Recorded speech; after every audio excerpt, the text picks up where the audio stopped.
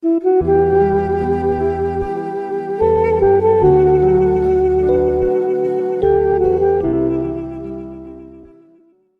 Yahudi tak menerima Nabi Muhammad SAW sebagai Nabi terakhir. Saya telah mendengar pandangan seorang padri Yahudi mengatakan akhir zaman akan muncul apabila semua keadaan telah aman semua. Orang telah kaya, tidak ada orang miskin. Waktu itu Nabi akhir zaman akan muncul. Apa jawaban Pak Ustaz? Ada buku yang amat sangat baik. Judulnya Tarikh Ad-Diyanah Al-Yahudiyah, Sejarah Agama Yahudi. Di sana diceritakan bagaimana orang Yahudi percaya bahwa nanti di akhir zaman akan datang seorang nabi dan mereka menyebut dia manakala berperang. Ini Yahudi, ini Bani Ghatafan. Mereka berperang dengan Bani Ghatafan dan sebelum berperang mereka berdoa kepada Allah.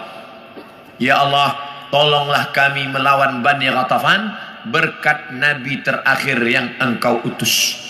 Sudah datangkah nabi terakhir itu? Sudah. Siapa dia? Muhammad sallallahu alaihi wasallam. Mana buktinya? Husain padri Yahudi, dan dia ingin tahu apakah ini nabi terakhir itu. Dia intip dari balik pokok kurma manakala Muhammad SAW datang. Tala'al badru alaina. Yang lain menyambut Nabi Muhammad, dia perhatikan dari jauh, dia tengok tanda-tandanya. Selepas itu dia pun datang. Engkaulah nabi terakhir. Asyhadu an la ilaha illallah wa asyhadu anna Muhammadan Rasulullah. Selepas itu Nabi robah nama dia menjadi Abdullah bin Salam. Dia pun masuk ke rumah Nabi. Tak lama selepas itu datang orang Yahudi ramai-ramai. Nabi bertanya kepada mereka, kamu kenal dengan Husain? Kenal. Siapa Husain? Padri kami. Siapa Husain? Anak orang baik. Husain adalah orang baik, anak orang baik, keturunan orang baik. Apa kata Nabi? Husain sekarang ada dalam rumahku dan dia sudah Islam. Apa pendapat kamu? Husain orang paling jahat, anak paling jahat, datuk nenek moyangnya orang jahat, dan dia adalah paling jahat di dunia. Kenapa Husain masuk Islam? Kenapa mereka tidak? Karena Husain melepaskan dari segala kepentingan. Sedangkan yang ini masih inginkan kekuasaan, masih inginkan harta benda. Bila aku masuk Islam, nanti aku akan susah, aku akan miskin.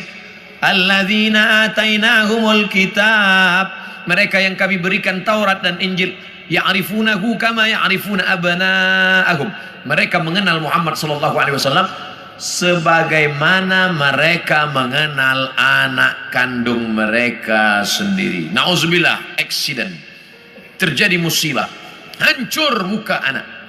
Lalu kemudian seorang ayah dan bunda datang ke hospital. Kami nak tengok anak kami. Betulkah dia yang kena accident? Nauzubillah. Belum buka wajahnya dah tahu ini anak kami. Dari mana? Dari jari kakinya.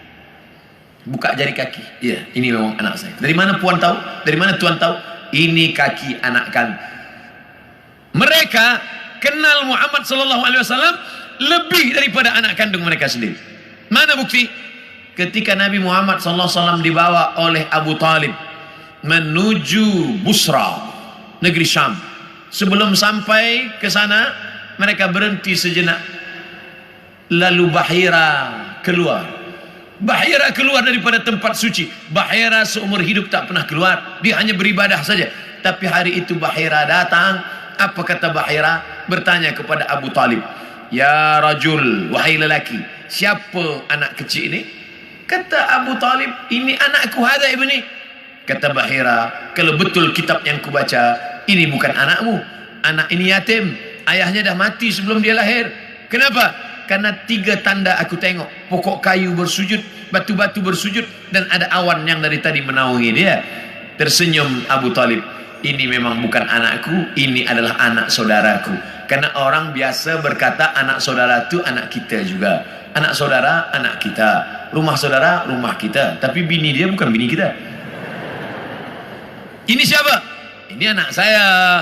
Itu kan bukan anak ustaz. Itu kemana kan ustaz, anak saudara? Udah macam anak saya. Begitulah Bahira tahu bahwa ini anak ayahnya sudah meninggal. Itulah yang ditulis dalam syair Al-Barzanji. Walamma tamma min hamlihi, ketika hamilnya sempurna, syahrani 2 bulan, ala ashhuril aqwalil marwiyah, menurut hitungan bulan qamariyah, tufiya bil madinatil munawwarati abuhu Abdullah, meninggal ayahnya Abdullah 2 bulan. Kenapa mereka tahu?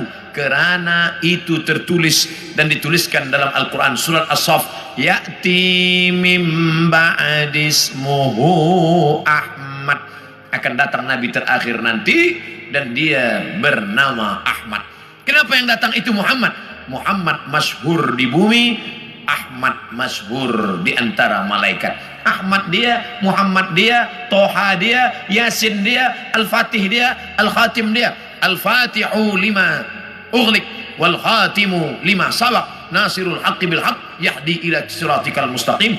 Dialah Al-Aqib, dialah Al-Hashir, huwa Ahmad, huwa Muhammad, huwa Toha, huwa Yasin, huwa Khatim, huwa Al-Fatih, huwa Al-Aqib, huwa Al-Hashir, huwa Al-Hami.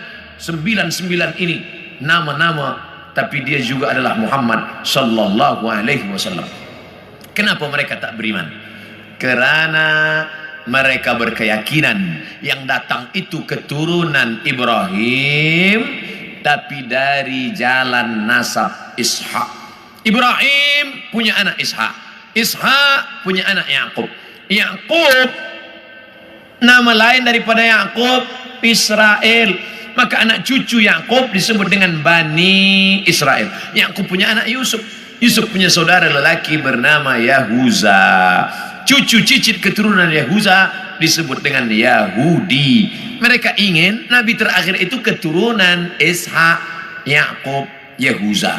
Sedangkan yang lahir terakhir ini Muhammad SAW, anak Abdullah, anak Abdul Muttalib, anak Hashim, anak Abdi Manaf, anak Qusay. Qusay lah yang membina Darun Nadwah di kota Makkah Al-Mukarramah. Cucu cicit keturunan daripada Adnan, Adnan keturunan daripada Ismail, Ismail anak daripada Ibrahim alaihissalam.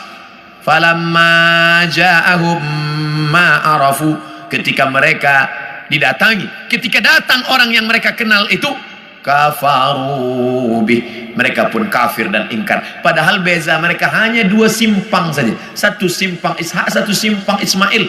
Mereka tak percaya. Bagaimana dengan kita orang Melayu? Andailah orang Melayu tak nak beriman kecuali dengan Nabi Melayu. Aku tak nak Nabi seorang Arab, ingin Nabi yang Melayu, pakai baju Melayu, pakai songket Melayu. Aku Abdul Somad, saya Abdul Somad, tak pernah mempermasalahkan apakah dia datang dari Arab, apakah dia dari Quraisy. Yang penting aku bersyahadat asyhadu an la ilaha illallah wa asyhadu anna Muhammadan Rasulullah. Islam, makna Islam istislam, makna istislam al-inqiyad wa ta'ah, patuh dan taat. Datang dia sami'na wa ata'na. Hari ini semua bumi Melayu bersyahadat, semua mengalahkan Egypt, Mesir. Sampai hari ini Mesir masih ada lagi yang tidak Islam, Arab tapi tidak Islam. Jordania Muslim, tapi Irak masih ada lagi Maronit. Mesir masih ada lagi Koptik, tapi kita bumi Melayu, kalau sudah disebut Melayu adalah Islam. Melayu tanpa Islam hilang me-nya, tinggal layunya saja lagi. Oleh sebab itu kita bangkitkan izzah ini, kita bangkitkan kekuatan kita dengan tidak memusuhi orang lain. Orang Melayu adalah bangsa Muslim yang terbuka untuk segala golongan. Tuan boleh pergi ke Pulau Sumatera, tengok kampung Melayu Deli, Medan, North Sumatera Utara. Di sana ada nama Kampung Kling, karena ada tempat orang Hindu yang dibawa oleh Inggris masa dulu untuk memetik tembakau. Sampai hari ini masih ada. Di sana pula ada kampung nama Pecinan, tempatnya orang saudara kita daripada Chinese, Tionghoa, masih ada tegak berdiri. Orang Melayu Muslim adalah orang yang menebarkan kedamaian. Wa ma arsalnaka illa rahmatan lil alamin. Terbuka. Kita tak pernah memusuhi orang lain. Kamu nak beramal, sila beramal. Wala ana abidum ma'abattum wala antum abiduna ma'abud lakum dinukum waliyadin. Kita seperti lebah. Bagaimana lebah? Lebah itu tak pernah makan yang tak baik. Yang dimakan lebah itu hanya manis dari bunga-bunga. Sampai hari ini belum ada lebah guna dadah.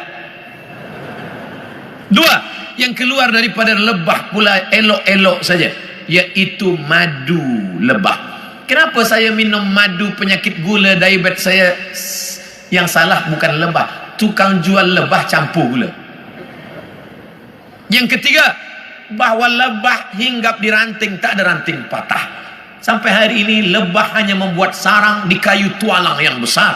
Tak ada lebah patahkan ranting. Lebah tahu ini sesuai, ini tak sesuai. Yang keempat, lebah jangan diganggu. Orang Islam jangan diganggu. Bila engkau ganggu sarang lebah, dia akan kejar engkau. Masuk pun engkau ke sungai, dia akan tunggu. Bila engkau tak bernafas, engkau tarik nafas, di situ dia guna. Kepala engkau akan bengkak. Hati-hati dengan lebah. Dan lebah ada senjata satu saja. Di ekor lebah ada satu senjata. Lebah tahu, bila aku dah guna ini aku akan mati. Sengatan lebah diguna sekali seumur hidup. Dan kalau dia sudah pakai, orang akan kena, dia pun akan mati. Bagi lebah, lebih baik berputih tulang daripada berputih mata. Ini tak betul juga, sebab lebah tak bertulang. Bagi lebah, lebih baik mati, tapi mati syahid, iskariman au mut syahidan. Oleh sebab itu berhati-hati. Mathalul mu'minin kamathalin nahli. Perumpamaan orang-orang beriman seperti lebah. Lebah. Kita gunakan filosofi ini dalam kehidupan kita. Mudah-mudahan kita selamat di awal zaman, selamat pula di akhir zaman, insyaAllah.